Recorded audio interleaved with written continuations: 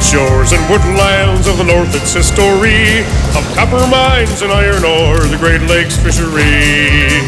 To the farmlands of the southern counties we'll look around, my friend, at all that waits the sportsman in the state of Michigan. And sometimes when the moon brings out the diamonds in the snow, and the stillness of the forest lies encased in Arctic cold, the wind might whisper through the trees, listen if you can, it tells you all the beauty in the state of Michigan. Hi there, come on in. It's Thursday night, June 3rd, 2004. Hey, the summer season is here, and we are going to continue putting on brand new programs each week. But we're adding one new feature, an excerpt from the historical show from 22 years ago that we're posting on our PSF video network. This week, Dr. Jim Sikarsky shows us why you shouldn't take baby critters from the wild and try to raise them yourself. Coming up, Zachary has his Hall of Fame and Guides report. I'm Fred Trost. Stay tuned for the first show of the summer season of The Practical Sportsman. We're also putting on this website the show from 22 years ago on this date. Now, I doubt if anybody remembers much from the show of June 3rd, 1982. Our big fish of the week was a long-nosed gar that isn't often seen or caught, but it's in many southern Michigan lakes. We reviewed the law on emergency equipment for boats, which is still in effect. Stan Levensey gave us a lesson in bass fishing. Now, that was on 16mm film, but Stan's fishing tips are the same today. I did a recipe for pheasant. Now, that's a game bird some of us remember, quite the bird in its day. And we had a story on that show brought to us from the veterinary clinic at Michigan State University. Now, even though this was videotaped in 1982, the story about trying to adopt a baby pet from the wild hasn't changed a bit. And here we are with a cute, fuzzy little bird, a 1-month-old red-tailed hawk. What could be cuter? Jim Sikarsky, you're the animal doctor, the veterinarian at MSU. I want to congratulate you on all the articles I've seen on you and the work you've done with wildlife over the years. Jim Sikarsky specialized in birds of prey like this one that was taken from the nest by some youngsters. And they fed it only liver, and liver is not a complete balanced diet. Why not? Oh, it doesn't have any calcium in it, for one thing. And the bird, because it's young, is growing real rapidly and needs a lot of calcium. And you can see on the bird's legs here how crooked they are. The bones didn't develop normally. We have a splint on the one leg, but you can see how crooked the other leg is. There isn't much we can do for that. We're hoping that the weight of the legs and hanging them in a sling like that will help them grow and straighten out. He doesn't seem to have any strength at all in his talons. No. He isn't grabbing at all. Yeah, he has some strength. That's what that little piece of wood down there is for So him he to can grab grab onto onto and it. exercise. And his wings and his ribs and everything? Right, everything is decalcified. You can see on the x-rays here that this is what his bones look like. They should be straight. You can see how crooked. They're just like ribbons. Oh, There's no calcium. He can't support his weight at all. This is what a normal bone looks like. This is a red-tailed hawk that was unfortunately shot by someone. You can see the lead fragments here. Yeah, it just has about 3 basic parts to the wing instead of nice, normal, healthy, solid bone. This is what those other bones should look like. You know, let's mention here, from this x-ray the bird was shot. It is illegal to shoot any bird of prey. Right. It's a federal law, I believe. Sure it is. And because they do a lot of good, they eat a lot of rodents. Right. And really aren't a concern to hunters or game animals. They might eat a little bit of game, too, but, geez, I think they're entitled. They were there first. Sure. Well, I'm going to take this x-ray machine down here. Let's get over here and talk about feeding. Well, what you would normally feed and what they would eat in the wild would be pieces of rodents. And this here is part of a baby rat, and this is a commercial diet called bird of prey diet. We're going to see if he'll eat a little part of a baby rat here for us. He doesn't have a lot of strength, and I don't imagine He's pretty weak, but with a little bit of help, I think we can get him to eat here. He's kind of poor little thing. Well, of course, all of you were wondering out there, is Dr. Sikarsky going to perform a miracle here and bring this bird back to health? What are the chances, Jim? Oh, he's got about a 1 in 10 chance of making it, I think. But he's not suffering greatly, and we're going to give him our best shot.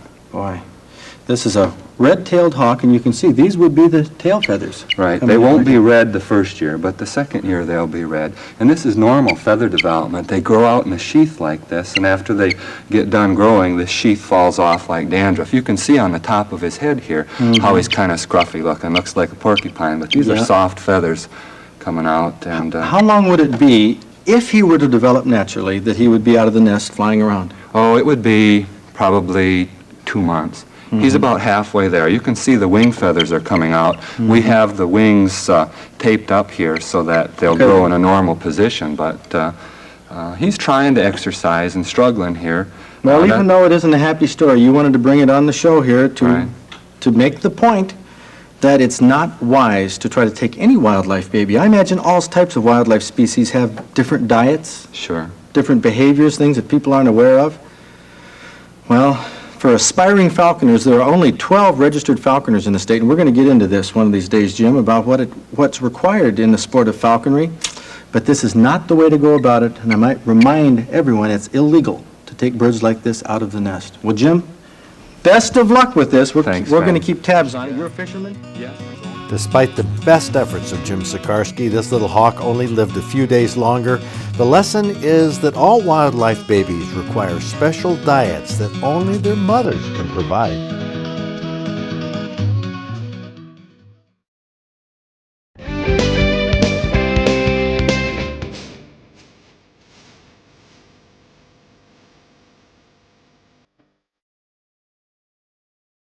This week's Hall of Fame features a county that's known as Michigan's fruit basket. The season starts in May with the asparagus harvest. During the summer, the county produces strawberries, cucumbers, blueberries, and peaches, followed by apples and grapes in the fall. The county is right here in the southwest corner of the Lower Peninsula. It was organized in 1837 and named after the 8th President of the United States, Van Buren County, named for President Martin Van Buren. The Potawatomi Indians were the area's original inhabitants, followed by a wave of Dutch immigrants from New York.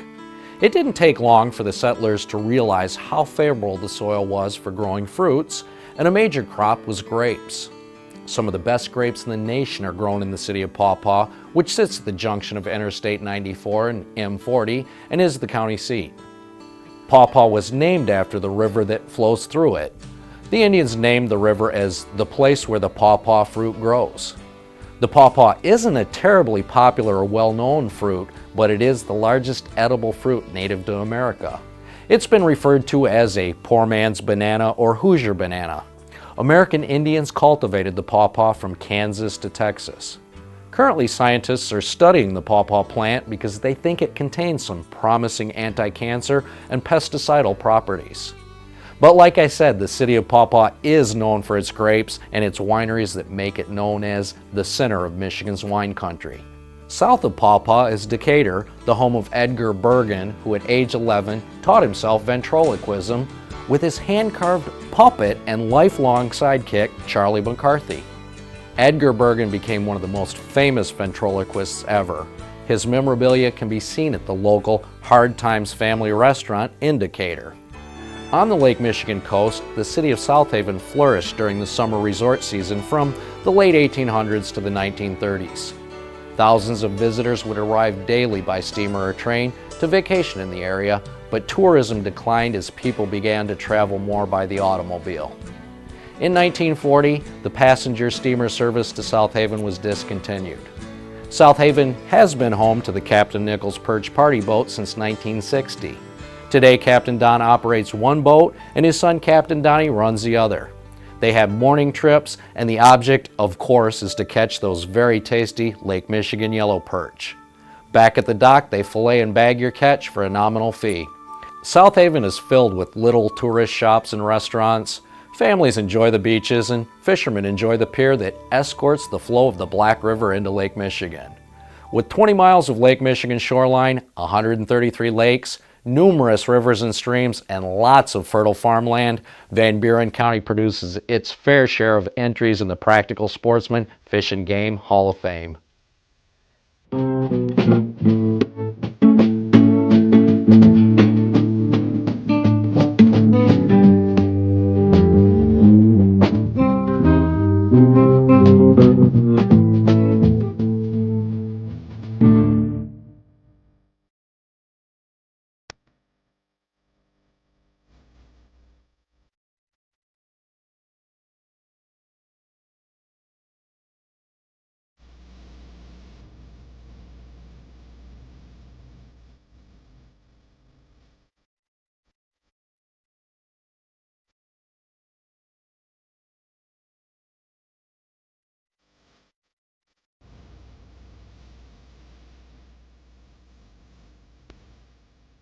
If you enjoyed this week's featured county, tune in next time because we'll be featuring Houghton County.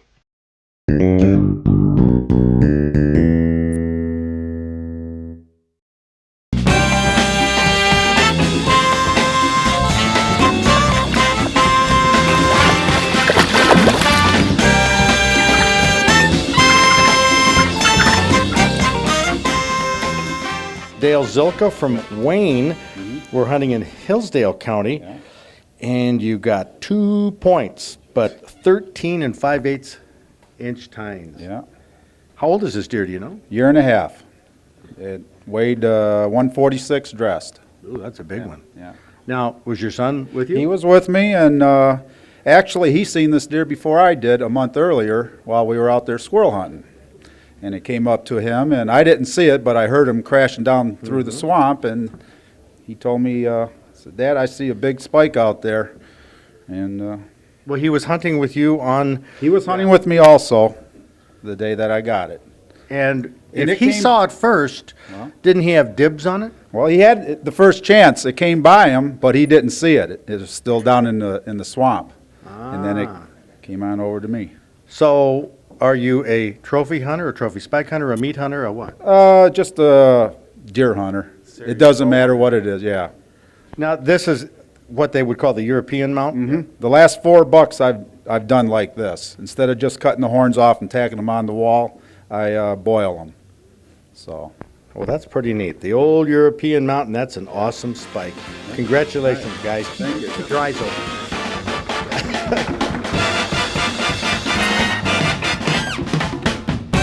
Hayden Uline from Chelsea got a largemouth bass that's 25 inches long. That's a huge largemouth. Well, tell me about this bass, or tell all the people on the TV out there, all around the country and the world. Well, you know how at the end you just say, "Oh, one more cast and let's go, it's getting too late. Just throw it in one more time." And then we just got a hit and just pulled it in with this lure I just found at the bottom of my box. It's been there for probably 30 years. You know, I could swear you weren't over 15, but Well, I got the lure, the box from my dad. okay. And what inspired you to put that on? Curiosity. And it worked out pretty well. Yeah, Well, that's pretty neat. And you're proud of that. yeah.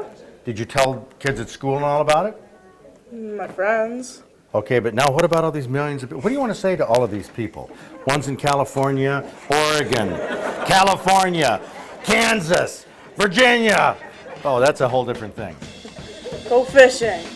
Hey, there you go. Hayden, a good rap.